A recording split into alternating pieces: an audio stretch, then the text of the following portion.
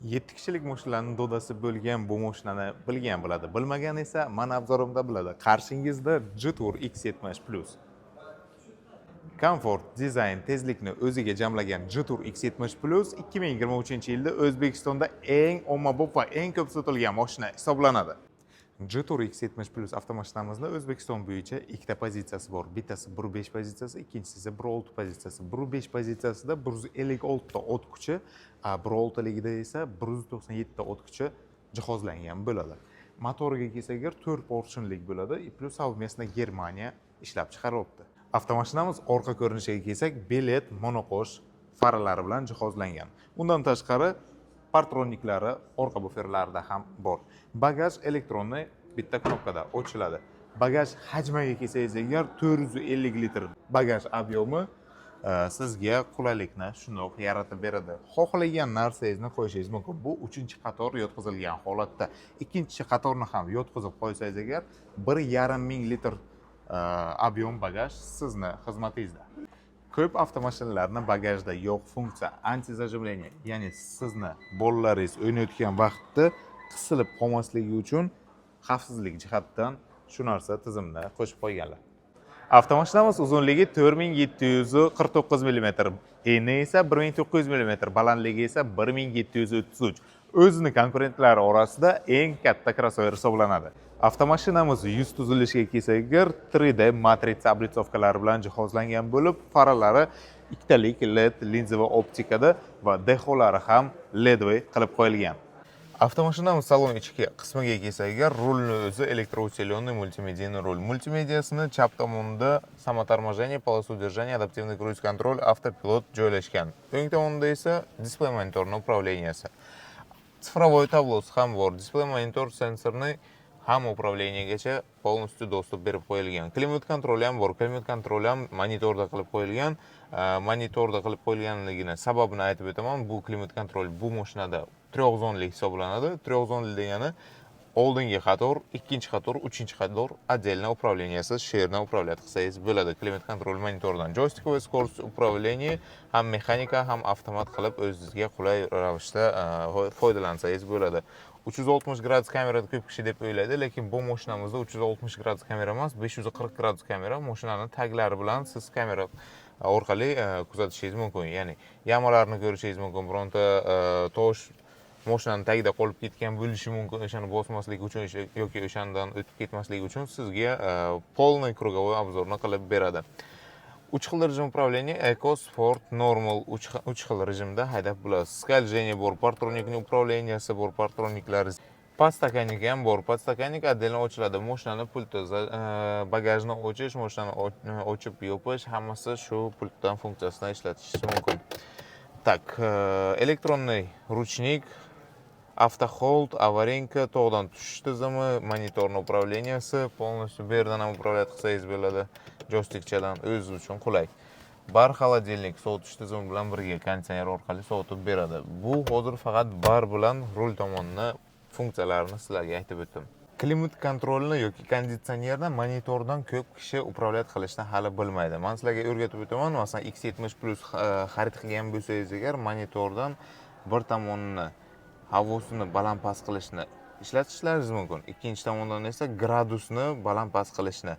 Bu gradusni ham masalan faqat bir tomonda mashinani masalan havosini zo'r qilib, masalan baland-past qilib berish yoki ikkinchi tomonda gradusni oshirish, tushirish emas. Ikkalasini ham ichini bossangiz agar almashadi joy. E'tibor berib turgan bo'lsalaringiz agar.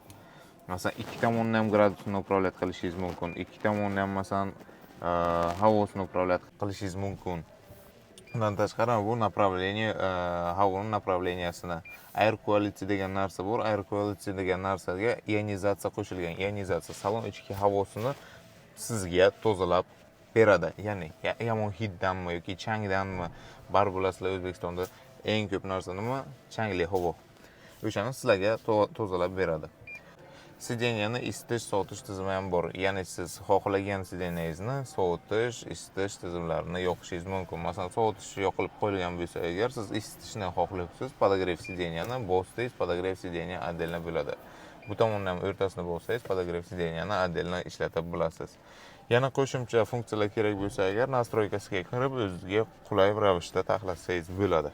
Displey monitoriga kelsak, ko'rib turibsizlar, приложениялari bor, telefon qilish приложенияsi, настройка o'zini sistemasi, masalan, internet, Bluetooth, audio, display hammasini upravleniyasi. Bu yerda keyin yana mashinani upravleniyasi bor. Mashinani upravleniyasiga kirsalaringiz agar mashinada zavodskoy migalkalari bor, o'shalarni ishlatishingiz mumkin. Keyin light degan tizimga kirsangiz agar mashinani 64 xil podsetkada o'zingiz ishlatishingiz mumkin. Masalan, yarkost baland past qilib backlightga qo'yib yoki force'ga qo'yib farqi yo'q. Bu o'zini qo'yishingiz, o'chirib yo'qishingiz ham mumkin. ADAS tizimi mashinani avtopilot tizimini shu yerdan qo'shib bo'lasiz. Ya'ni siz masalan distansiya saqlash, polosani saqlash tizimi, avtopilot tizimi hammasi shu yerdan upravleniyasi bo'ladi.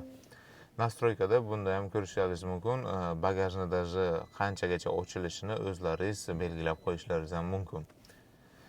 Undan tashqari siz mashinani monitordan 540 gradus kamerasini shu yerdan upravleniyasiga kirsangiz bo'ladi. Zavodskoy video registratori ham bor, ko'rishlaringiz mumkin. Tak HDR oladi, keyin HD ga oladi, 4K ga ham syomka qilib ketadi. Самое главное, siz flashga qo'ysangiz bo'ldi. Lokal media bu mashinani masalan radio, Bluetooth, USB orqali video ko'rish yoki klip yoki musiqa eshitish uchun kerakli bo'lgan narsa funksiyalari, приложенияsi.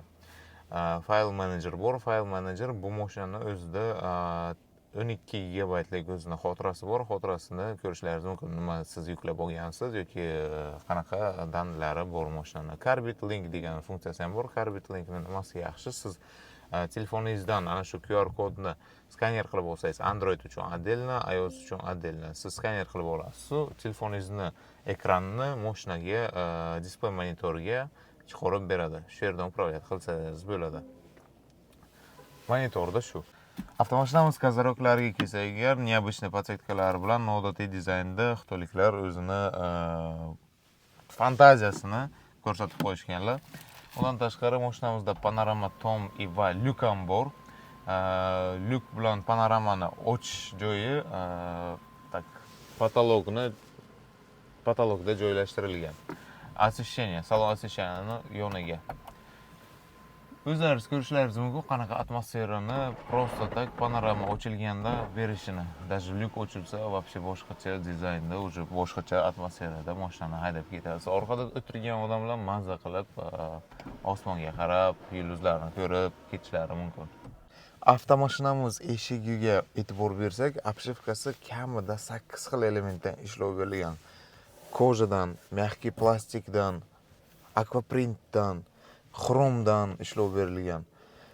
Har bitta detaliga отдельно искусство bilan qarashgan.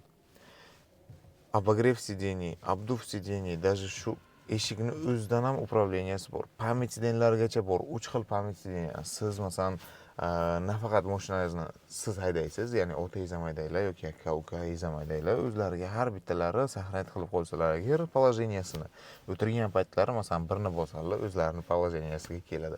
Yoki ikkiga saqlanib qilingan bo'lsa, ikkini bossalar agar o'sha положение qulay haydash uchun taxlab qo'ygan положениеga keltirib beradi.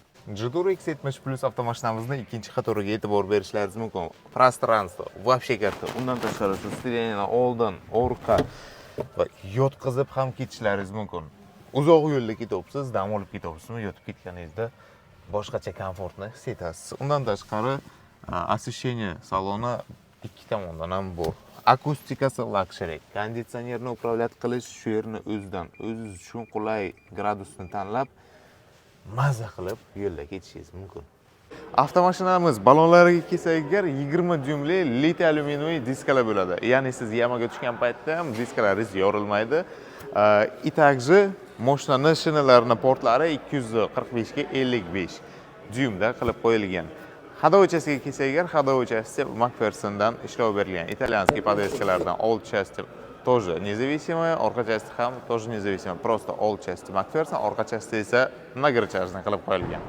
Avtomashinamizni to'lov turlariga kelsak agar, kredit asosida xarid qilishingiz mumkin, bo'lib to'lashga 2 yilgacha xarid qilishingiz mumkin yoki naqd pulda kelganingizda yaxshigina chegirmaga ega bo'lishingiz mumkin. Kreditga xarid qilmoqchi bo'lsangiz agar, boshlang'ich to'lov mashina narxini 20% dan boshlanadi.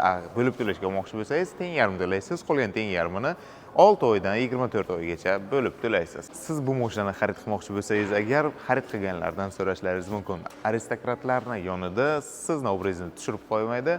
Undan tashqari bu mashinani xarid qilgan odamga Uber'ni takoy berib qo'yadi.